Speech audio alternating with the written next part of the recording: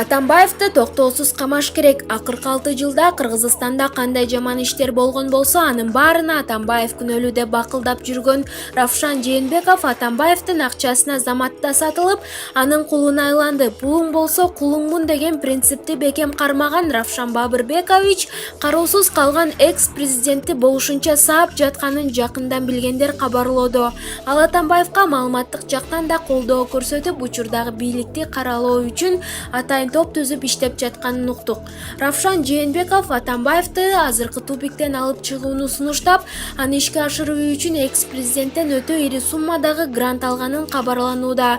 Мындай планын ишке ашыруу үчүн ал социалдык түйүндөрдө Атамбаевди колдогон жана учурдагы бийликти каралаган атайын фейктердин тобун түзүптүр. Алар көмүскөдө иштеп, Равшан Жээнбековдун ишенимдүү адамдары аркылуу акча алып турат дешет.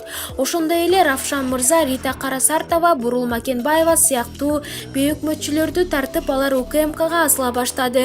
Анын деле жүйөсү бар. Анткени аталган орган Атамбаевдин эң чуулгандуу кылмыш иштерин иликтөөгө алып, кылдаттык менен иштеп жатат.